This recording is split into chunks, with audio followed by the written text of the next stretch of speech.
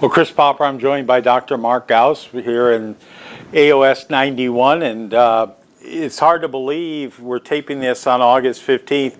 School's right around the corner. Right. It seems like just the other day we started summer break, but we're getting ready to get back at it. So when do schools go back in session here? So we have an orientation for new employees on the 25th, Friday the 25th. Then our staff will come back on the 28th, and so that week the students will be welcomed back. Yeah, it's hard to believe it's gone by. Yes. So, and matter of fact, and then yesterday, August 14th, was the start of the high school fall sports season. Yes. Which sounds just wrong to be talking about fall sports Right. in the dog days of August, but I was down here yesterday morning at 6 o'clock for the start of two-a-days for football. Yep. And the cheerleaders are out practicing right now, and so we're quickly go right back into full swing of things. Absolutely. A lot of changes. I mean, building improvements. I mean, Yes. here at the high school, talk about some of the things that are happening. I mean, from new parking lots to new walls to new windows. Right.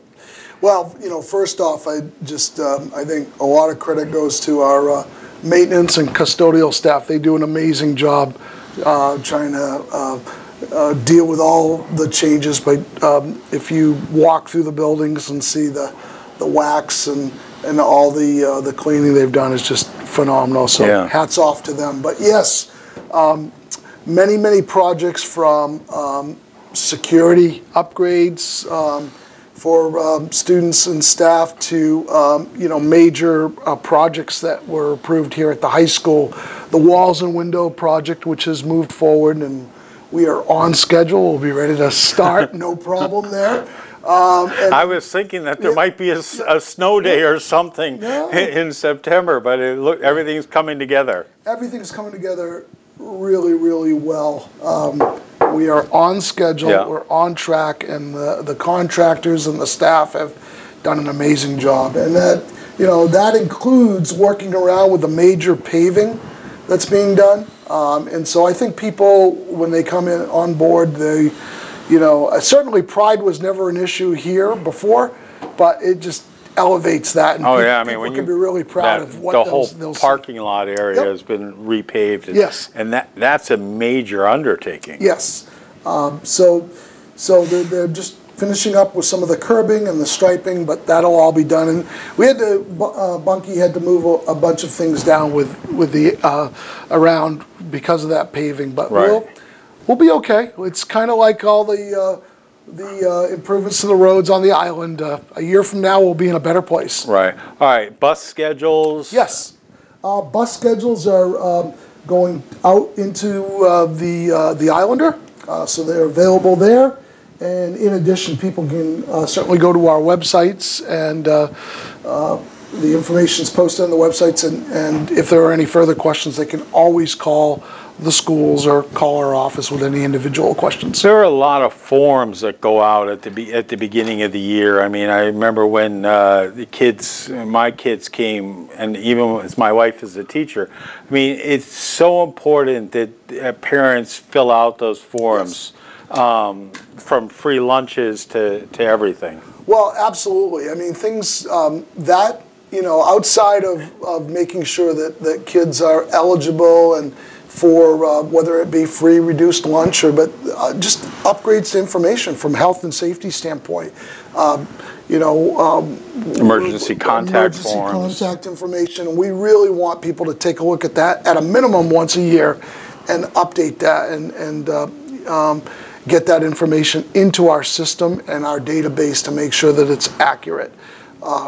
In addition, we're upgrading our platform so that we can do electronic messages, and if we don't have the right information, whether that be emails or cell phones, people don't get the information. So we want to make sure that's included. I know that the high school's gone to, I think it's rank 1 for a lot of information. So a lot of that's now being done online. Yes. Our information platform, Power School platform, where folks will be able to do regular updates in terms of progress students are making, interactive there, and also a ton of information from teachers, up to and including, you know, it's in varying stages, but not just assessments and grades, but curriculum information, project information. Many teachers have their own websites linked to that. Yeah. So I think you'll see more and more of that coming on board. Not to mention, too, Chris, as you come through the schools, the high school, we should take a walk at some point. Yeah. So you can see the interactive learning center and how that. I've seen that. I mean, I've seen pictures of that, and that was a major grant that was given to the high school, and Right. one of only a handful. Yeah, you're right. I think it was either 10 or 12 internationally. I say internationally, it was the United States and Canada, and we were, I think, within the top 3 Yeah. in terms of receiving that. And it's really going to, it's interesting to see how that will transform learning. Well, and I mean, the days of everybody sitting in a desk and with a chair, and the desk or the chair being attached to the desk. Right. That's all changed. Right.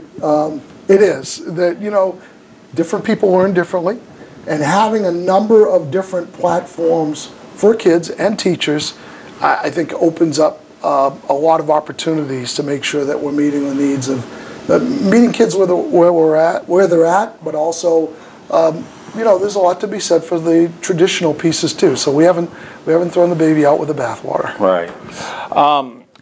You've got a new building principal in one of the schools. Yes, Southwest Harbor at Pemetic, Rhonda Fortin, Rhonda Pierce, actually. Interestingly enough, for folks that haven't met Rhonda, she was born and raised in Southwest. Went to Pemetic School. Went to Pemetic, went to MDI, and so knows the community well. She's most recently been in the Portland area. I know Rhonda well. I've worked with her previously, and I think she'll do a nice job. She's hit the ground running, and so she's one of our new staff as well. What does the superintendent do on the first day of school? What's your day going to be like on the first day? Cross your fingers. On the first day, I'm honestly, yeah. I still. You get nervous, or I still get butterflies. Yeah. I still love the first day of school, and frankly, summer times are my least favorite times because I love having kids around and people around. But on the first day, Chris, it's trying to get out to as many schools as I can. You know, it's like anything else. You have it's exciting, but it's stressful. You think about, you know, when your own children, you put them on the bus for the first time and they go to school, and so just trying to make sure that we're visible and open to the questions, and there are going to be speed bumps along the way. Right. And just being a resource for folks. You get a lot, whether it's emails or calls or feedback. But yeah, trying to be visible enough to make sure things are going smoothly. So you'll hit most of the schools at least in the first couple days. Oh, absolutely. You'll hit every private school in probably the first couple days. Within the first couple weeks, you know, up to and including the outer islands. Yeah. And you know, that's always a challenge. I'm never there as often as I want to be because of the proximity, but it's very important that I'm out there as often as I can along with the other schools. So yeah, we'll hit them all. What advice do you have for parents as they send their kids off to school for the 2017-18 school year? You know, I don't know. I think you know, it's interesting when you think about it. It's always a new year, a new opportunity. It's a clean slate. It's a fresh start, but it's also an opportunity to pick up where folks have left off. And so I don't know if it's necessarily advice as much as encourage people to continue to reach out, to be engaged. I have found people to be very thoughtfully engaged, and supportive of the schools and kids, and I think, communication's our lifeblood on both sides of the aisle. Right. And so one of my goals this year is to continue to find ways to do outreach and make sure videos like this help. Videos, but making sure that we don't want to take anything for granted, assume things are going well, or and also recognize that folks have been really patient when we're navigating challenges. I mean, you talk about the whole notion of proficiency-based learning. That is a whole new concept for folks that is not traditionally how they were educated. And it's been great to make sure to have folks reach out when they have questions or concerns. So I think, just to go back, Chris, it's just to make sure that we continue to have that dialogue and communication. Little things can become big things if they're not nipped in the bud and there's not that communication. Well, I think to that point is certainly a relationship. We want parents to know who their child's teachers are, and coaches and advisors. And I think, emphasizing that resolving questions or challenges at the lowest level possible. And what I mean by that is if you have a question about something that is or isn't happening, reach out, email, phone call, and talk to the person. And don't escalate it unless it needs to be escalated. Well, I want to be engaged, as I know the principals want to be engaged. But one of the first questions I'll always ask is that, if it's a question about something that's happened in the classroom or not happened, is, have you spoken to the teacher? Have you spoken to the principal? And I think those are things that we want to make sure that we're considering. Oftentimes, for whatever reason, if the answer is yes, the next step is, okay, so how we haven't gotten the resolution, where do we go from there? Right. But yeah, I think sometimes too, people aren't necessarily comfortable with it. Right. Because they may have had an experience that wasn't necessarily positive. Yeah. And not assuming that it's not going to be positive. We spend a lot of time, the principals and myself, talking about that communication piece and never taking that for granted. It's hard, Chris, as you know, doing what you do, is that we live in a situation now where people want results right away. Oh, it's instant gratification. Right, and that's difficult to manage. And sometimes we, not an excuse, have to take a step back, circle back, find out what did or didn't happen, and get back. So it's that balance of trying to respond, but at the same time, not react. Right. The other thing that I'll emphasize that we're working hard to do and respect is that, the culture of our schools is very positive, but at the same time, we don't want to take for granted safety, physical or emotional safety. And one of the things that, we're cognizant of is that I say this carefully, but we don't want to take for granted that people are always emotionally safe. We hear a lot about bullying and harassment. Yeah. And I would encourage folks to be parents, guardians, family members, to be very cognizant of what their students and children are or are not doing with social media, or what they may be receiving with or without social media. That can many times cascade into the schools, even if it wasn't generated in the schools. So that communication piece, the cell phones, the technology, and what kids are or aren't doing. I sit here and being now almost 57 years old, and God, that seems like a big number, but when you have texting and Snapchat and Facebook and Instagram and things that I don't even know of, it's easy to get piled on, and things that happen, as you mentioned, out of school, affect what happens in school. And it's not enough to say it happened outside of school, it's not a school issue. If it involves a student and their peers, it becomes an extension of the school. So we want to work with parents and communities on that and making sure kids are healthy and whole.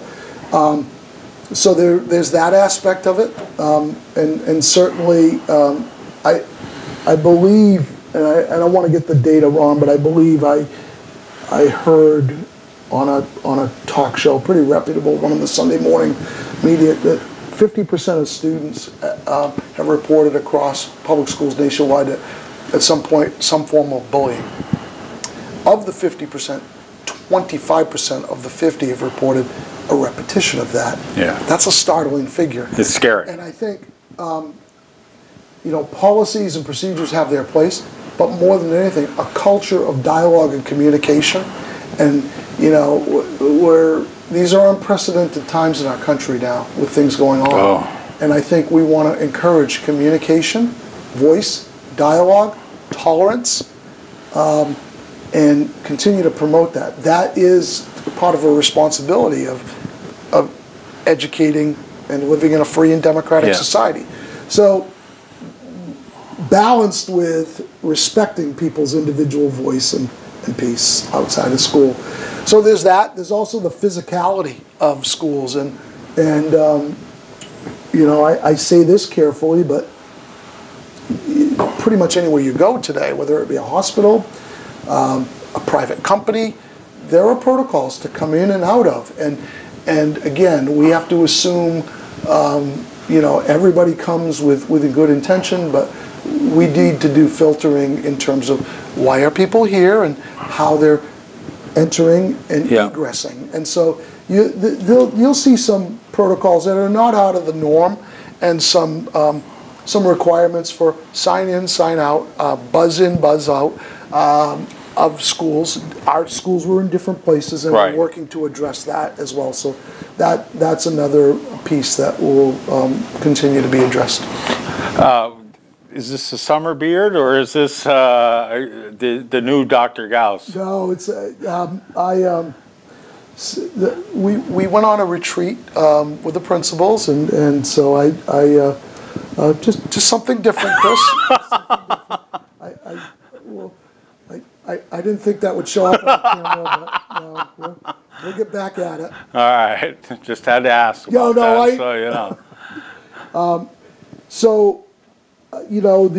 other thing I want to mention is, while it's still in people's minds, the long-range planning conversations will continue. I'm actually headed out to Cranberry tomorrow for a session there.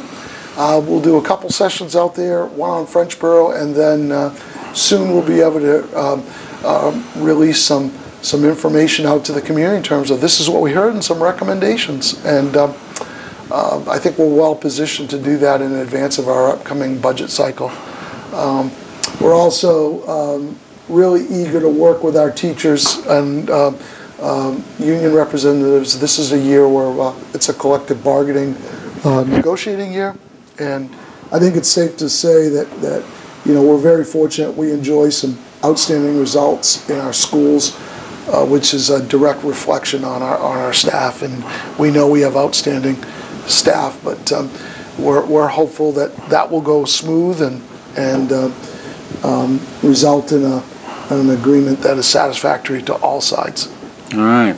Thanks for watching, or for taking the time here, and we'll do this probably shortly after school starts again. We'll do another one. So hopefully we'll be clean. Well, you will. I won't. All right. It's always a pleasure, Chris. Thank you very much. All right. Thanks for watching this video. Check out all the other videos we have on the WDEA YouTube channel.